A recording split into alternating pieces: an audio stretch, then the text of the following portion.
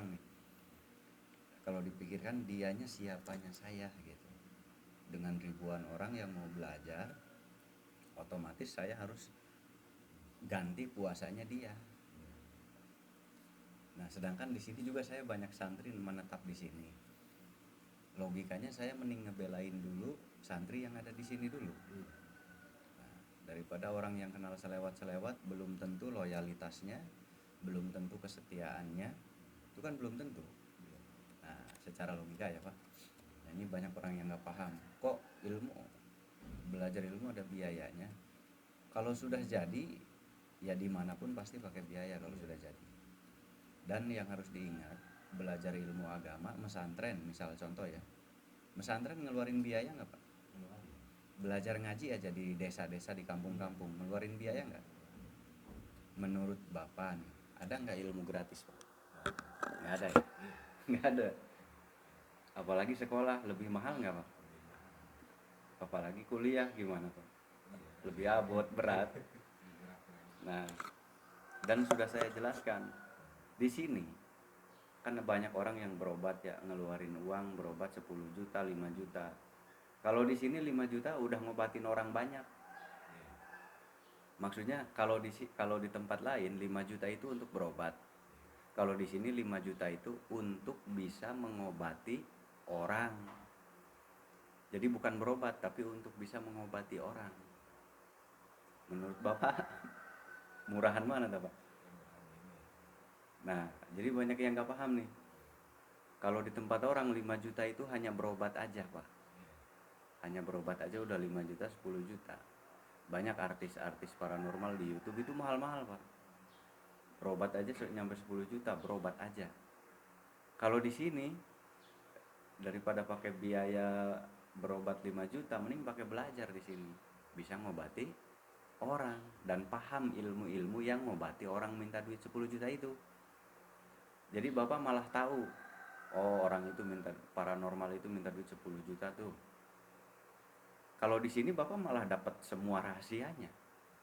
Jadi lebih murah di sini kalau dihitung ya Pak ya. Nah, jadi banyak orang yang nggak paham, nggak ngerti, pergaulannya kurang luas, wawasannya kurang luas, ngopinya kurang jauh gitu. Banyak yang salah paham. Padahal tadi belajar ilmu nggak harus pakai duit.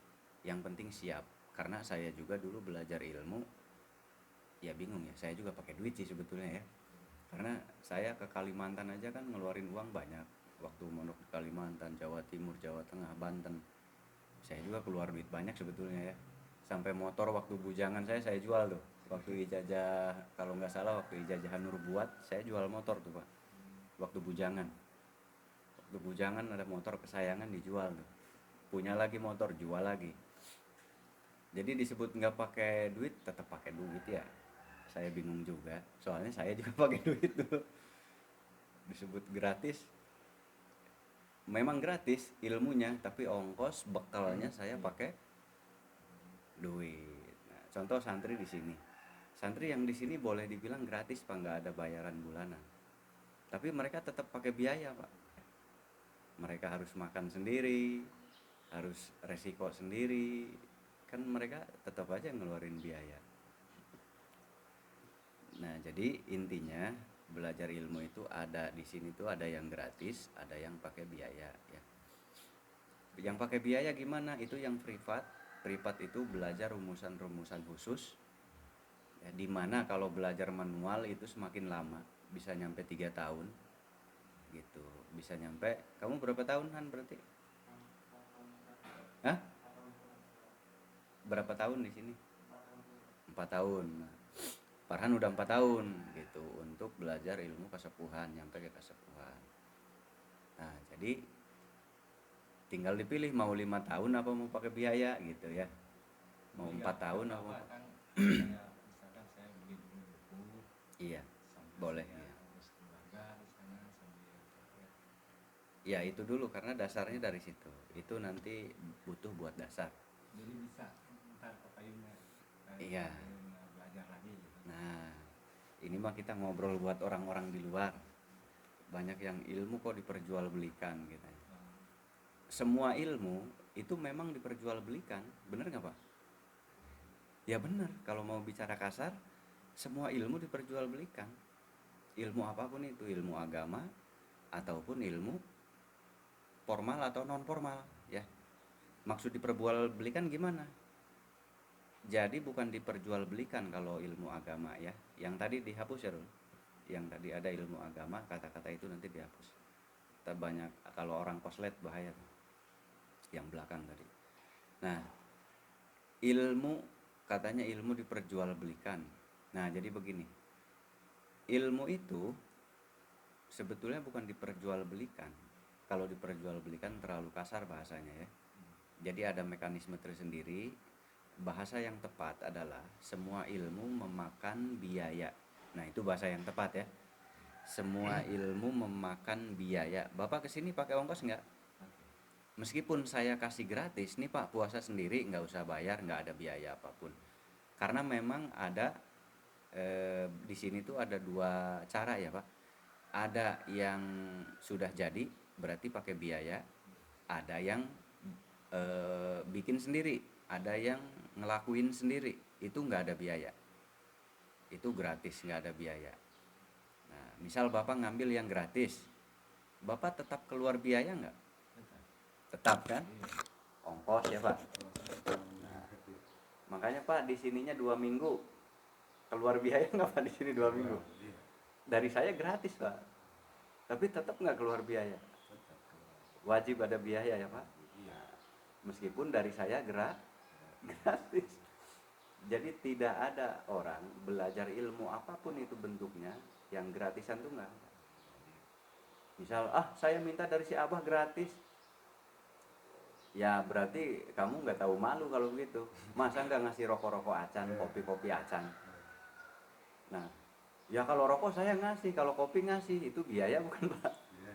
Biaya, gratis nggak? Kecuali nggak tahu malu ya Pak. Nah, bahasa kasarnya rokok-rokok bae mah pasti tambah era, jangan gitu, ngepelan, jangan.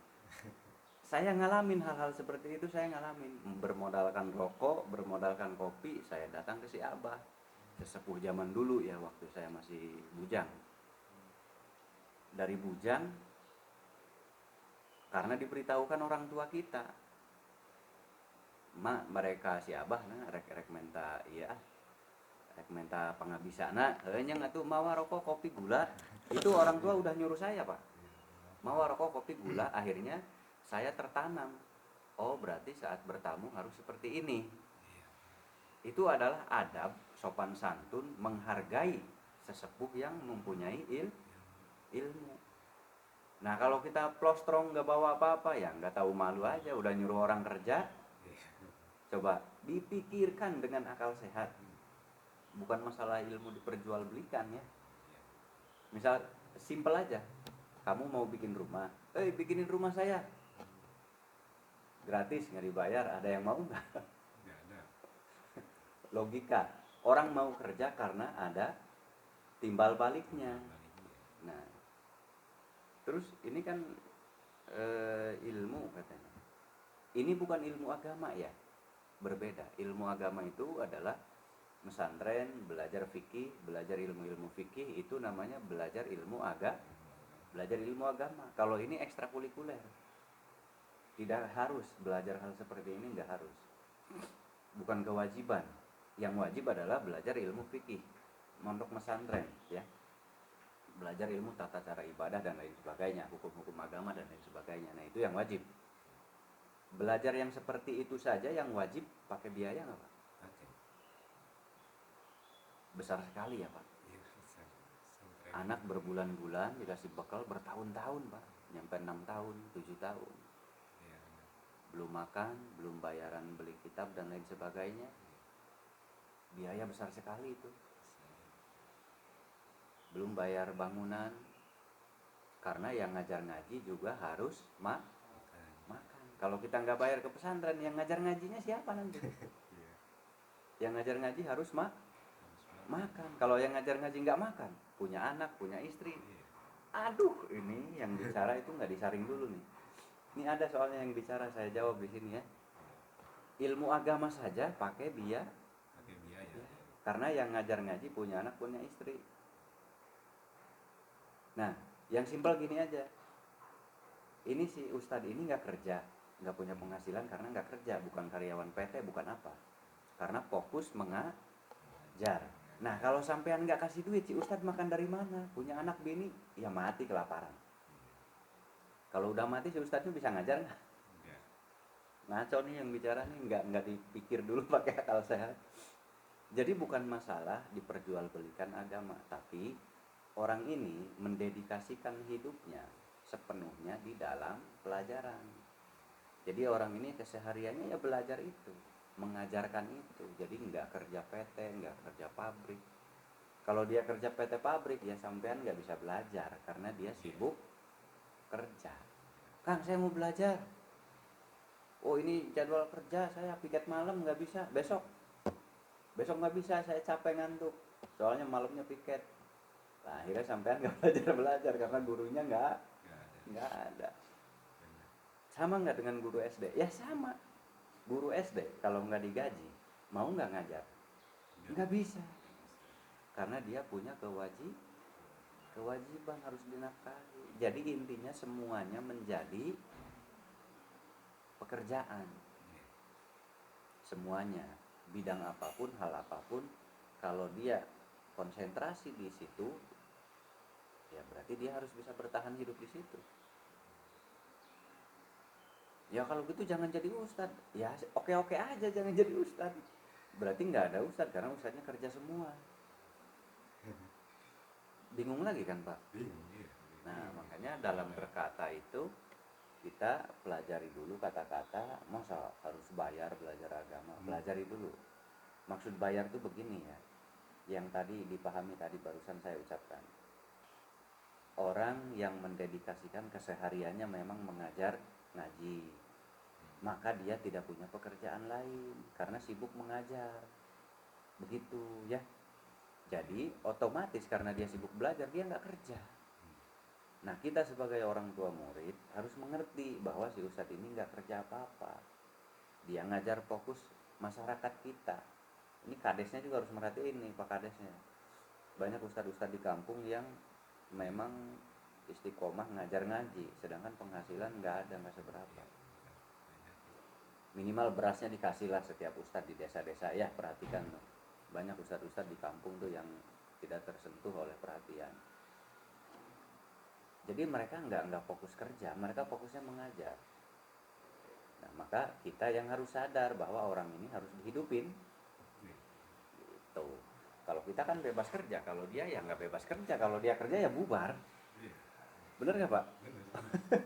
Kalau dia kerja berarti bubar, nggak ada kegiatan ajar mengajar. Nah itu masalah ilmu agama ya. Terus kalau masalah ilmu seperti ini, ilmu supranatural itu di luar agama ya. Di luar agama tuh yang seperti ini ekstrakurikuler. Jadi tidak wajib, boleh belajar, enggak juga nggak apa-apa. Tapi kalau belajar ilmu agama itu wajib hukumnya.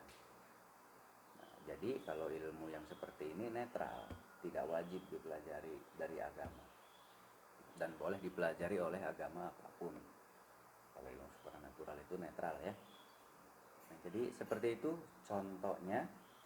Dan belajar ilmu di dunia ini tidak ada yang gratis, pasti memakai biaya. Sekecil apapun memakai biaya. Kita ongkos pergi ke Jawa, pergi ke Kalimantan, pergi ke Arab, pergi ke Mesir, tetap aja pakai biaya. Di Mesir dapat beasiswa, tetap aja keluar duit, tetap keluar duit. Gitu. Nah jadi kalau belajar ilmu supranatural di sini Pak ada dua cara, ada yang gratis, ada yang pakai biaya ya Pak. Nah yang pakai biaya berarti itu ada rumusan-rumusan yang lebih cepat, hemat waktu sehingga bisa kerja. Nah kalau yang gratis manual tradisional ya Pak, yang tradisional itu nggak pakai biaya tapi kerja sendiri, otomatis itu akan membuang waktu, ya akan membuang tenaga dan waktu, jadi nggak bisa kerja, nggak akan bisa kerja karena saya jamin kayaknya kalau kerja nggak akan maksimal ya, 50% palingnya. Tanya aja ke Farhan, Miko kalau lagi puasa gimana rasanya kalau punya tugas kerja, kira-kira sanggup nggak sambil puasa ilmu-ilmu di sini sambil kerja? Nggak sanggup kan? Pasti batal. Makanya saya bilang di sini ada dua pilihan, ada manual tradisional ya Pak disebutnya, ada privat. Kalau privat berarti masih bisa kerja, di sini cuman cuti 7 hari. Setelah cuti 7 hari belajar ilmu kesepuhan, cuman ngambil cuti aja 7 hari, setelah itu kerja lagi. Nah, tapi kalau belajar ilmu kesepuhan tradisional berarti tidak memakai biaya, bukan privat. Nah, itu satu, paling cepat 3 tahun, paling cepat banget ya. Standarnya 5 tahun. Standarnya. Kalau ingin benar-benar paham ya Pak. Atau 4 tahun.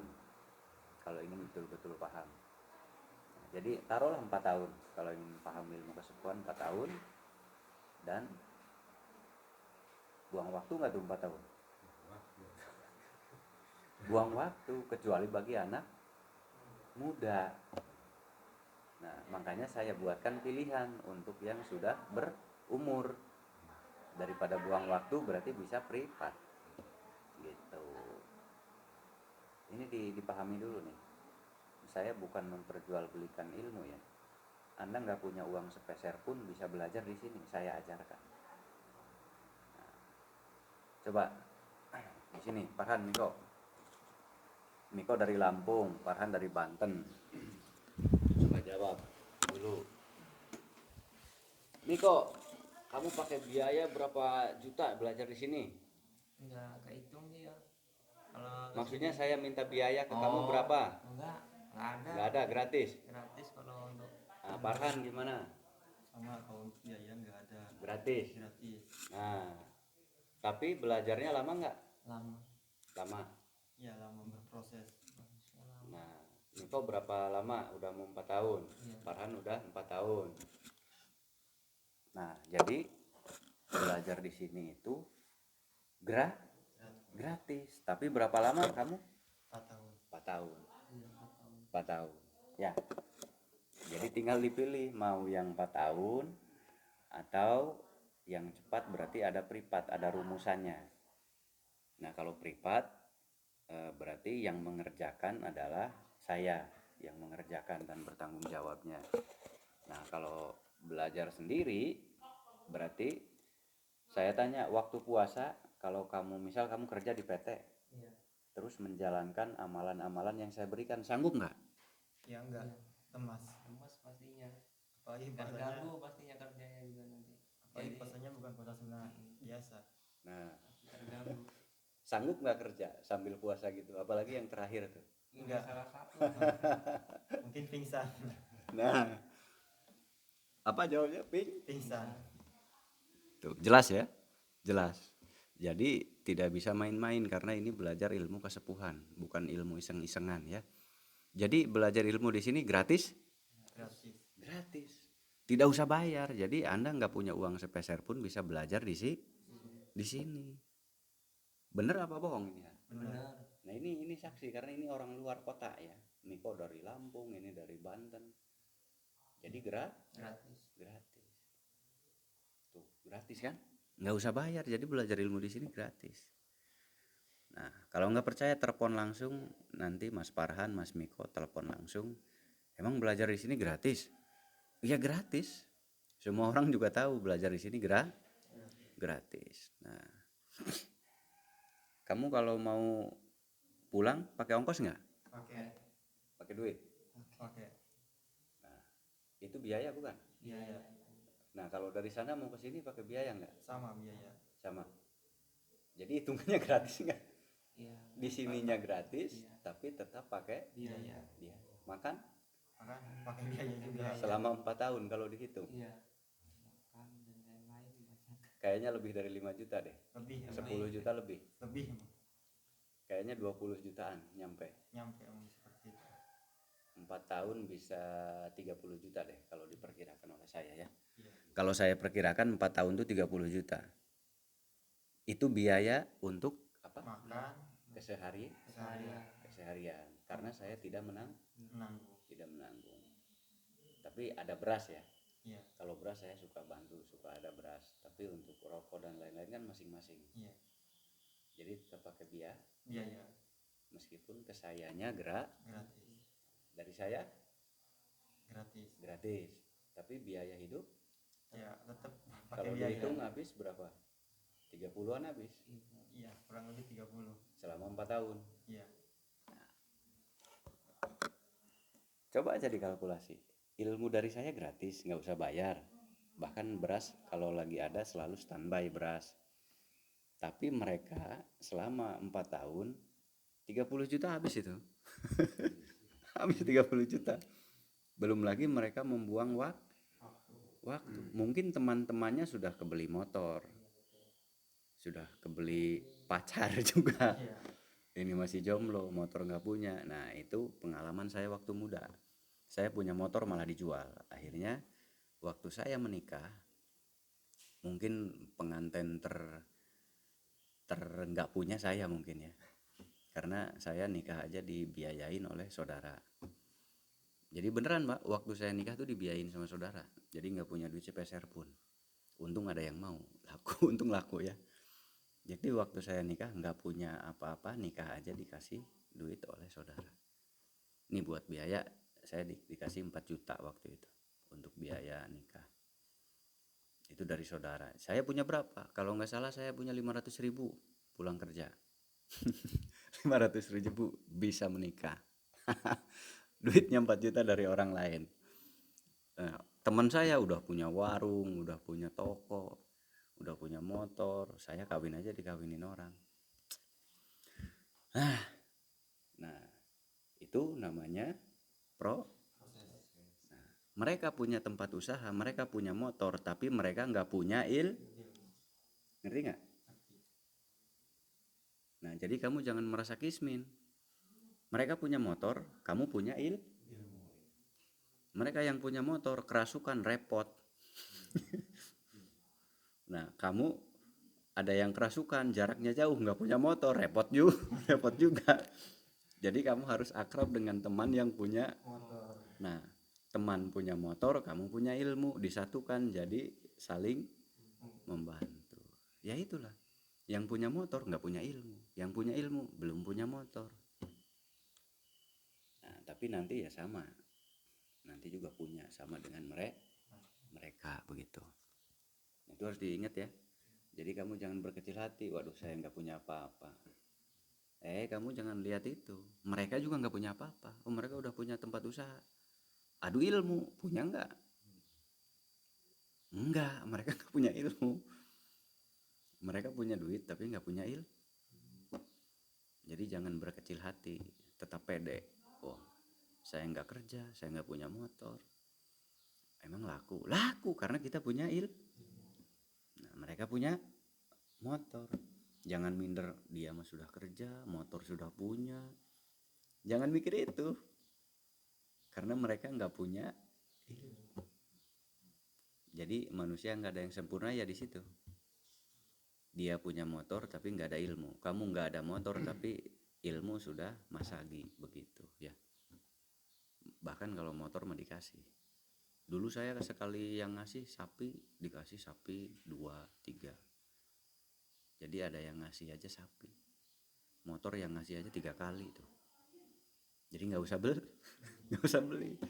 Karena kita ada ilmu. Gitu. Kalau ada ilmu orang tuh banyak yang kasihan, banyak yang sayang. Gitu. Makanya kata Nabi Allah dan baginda Nabi lebih menyukai orang-orang yang bukan berharta tapi Nah, yang berharta juga dicintai Allah kalau menjalankannya di jalan Allah begitu ya. Nah, itu sekilas tentang keilmuan. Jadi selama 4 tahun kalau dihitung habislah 30 jutaan. Sebetulnya lebih besar mereka nih. Boros mereka lebih boros. Ya, Pak. Nah, semoga dipahami ya bahwa belajar ilmu itu kok ilmu diperjualbelikan? Bukan diperjualbelikan, ilmu itu nggak ada yang diperjualbelikan.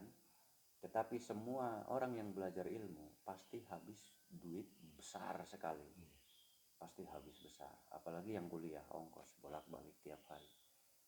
belum jajan di kampus, belum apa-apa-apa, belum susun skrip, itu harus kemana, aduh, yang sekolah harus PKL kemana-kemana, itu bekal duit lagi. Belajar ilmu gratis tapi tetap habis duit besar, begitu ya. Jadi paham, belajar ilmu di sini gratis. Nah, selama 3 tahun atau 4 tahun ya. Nah, so kembali. Si Bapak juga paham, yang di rumah juga yang suka menghujat, tidak paham mekanisme. Jadi sekarang paham ya.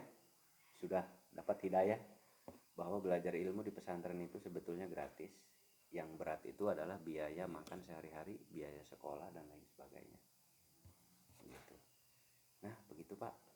Kalau buku tadi sudah dijelaskan ya. Nah, kalau buku ini ada banyak yang bertanya juga, apa aman belajar di buku? Nah, ini sudah saya jelaskan, belajar di buku ya aman lah. Yang tidak boleh itu adalah Anda membeli buku di pasar, ya. Anda membeli buku di pasar, di toko. Yang buat bukunya siapa? Anda kenal nggak yang buat bukunya? Orangnya ada enggak? Jelas enggak itu kedudukan orangnya ada di mana? Anda bertemu tidak? Orangnya ada enggak? Anda bisa teleponan enggak? Anda bisa WA enggak sama dia? Nah, itu bahaya, Anda beli buku di pasar, bahaya. Nah, terus kalau belajar dari buku aman nggak? Aman, karena Anda belajar ngaji juga itu bentuknya buku. Anda belajar kitab itu bentuknya buku. Tidak ada orang belajar bukan dari, nah, kecuali zaman dulu ya Pak. Kalau zaman dulu belajarnya langsung dari lisan, karena tidak ada media untuk kertasnya itu. Jadi dari lisan langsung diomongin, dihafal sedikit-sedikit. Kalau sekarang mudah, ada kertas. Kita pesantren dikasih buku, di sekolah dikasih buku. Jadi belajar itu ya harus dari buku kalau zaman sekarang. Tapi gurunya ada. Paham nggak sih itu kan? Yang nggak boleh itu belajar dari buku. Bukunya nemu di kebun, bukunya nemu di pasar, bukunya nemu di mobil, nemu di angkot, nemu di bis. Itu jangan. Anda nggak jelas itu dari siapa. Nggak bisa konsultasi. Nah, tapi kalau Anda mau belajar dari buku, wajib harus belajar dari buku. Pergi ke perguruan tinggi, pasti dikasih buku. Pergi ke pesantren, pasti dikasihnya baca buku. Semua belajar dari buku. Saya belajar dari buku, Pak Kiai belajar dari buku. Coba tuh ada kiai yang terkenal di YouTube, tanya, Bapak belajar dari buku atau didengarkan? Pasti dari buku dulu. Itu ada Gus Baha, tanya, Gus Baha terkenal kan? Itu manusia Quran tuh, hafalannya luar biasa. Tanya, Gus Baha belajarnya dari mana? Dari buku. Sama. Pusing nggak tuh kalau ada orang yang nanya gitu? Pusing, ini orang daya pikirnya tuh kayak gimana gitu. Jadi memang belajar itu dari buku. Yang tidak boleh itu belajar dari buku, tidak ada orangnya, tidak ada manusia yang membuatnya, sehingga tidak ada bimbingan. Nah, itu yang nggak boleh ya. Belajar kitab juga nggak boleh kalau nggak ada gurunya, harus ada guru. Makanya harus masuk pesantren, bukan belajar kitab sendiri di rumah. Nanti salah menafsirkan, bahaya. Bahayanya orang tersesat semua nanti, umat. Begitu. Ya Pak, nanti kalau masalah buku boleh, Bapak sudah ada usia sudah matang. Nah, kalau usia sudah matang gini, saya ngelepasnya juga tenang, aman, nggak akan ada apa-apa. Yang bahaya itu ABG. Kalau ke ABG saya nggak keluarkan buku itu, saya nggak berikan. Nanti sama Ustadz Farhan. Ya. Bapak hari lahirnya apa? Kamis ya. Ya, kalau Bapak sudah dari usia sudah dapat, sudah matang, jadi boleh belajar ilmu-ilmu seperti ini bebas ya Pak. Dan jangan salah paham, kok ilmu privat ada biaya. Nah, itu Bapak tadi sudah saya jelasin, paham ya? Ada yang gratis, tidak perlu bayar apapun. Cuman ya prosesnya 3-4 tahun. ada yang pakai biaya untuk membantu orang-orang yang sibuk kerja, sibuk kegiatan. Jadi saya kasih solusi, ya udah cuman ada biaya. Tapi kalau dihitung selama 4 tahun, 3 tahun habis 30 juta. Kalau dihitung. Jadi tetap aja itu ringan ya Pak. Jauh ya. Udah buang waktu, buang duit gitu. Itu mereka tuh lebih mahal biayanya Pak. Santri lebih mahal biaya. Nah, tapi lebih detail penjelasannya.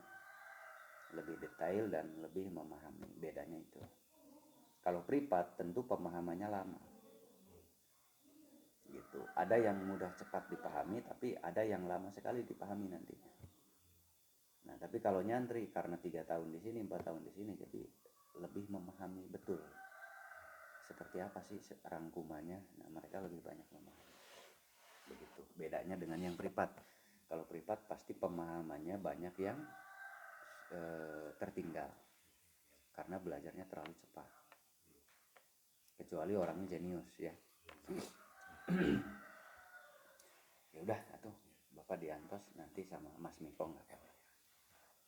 Ya Pak, makasih ya sudah bertamu di sini ya Pak. Salam untuk keluarga. Bapak sudah sarapan belum Han itu? Pak Dedi? Ada liwet nggak? Suruh sarapan kalau ada liwet. Sarapan dulu Pak Dedi kok, kasihan dari Bandung. Kalau ada tamu tuh ngeliwetnya yang banyak biar pada makan sarapan. Kalau ada yang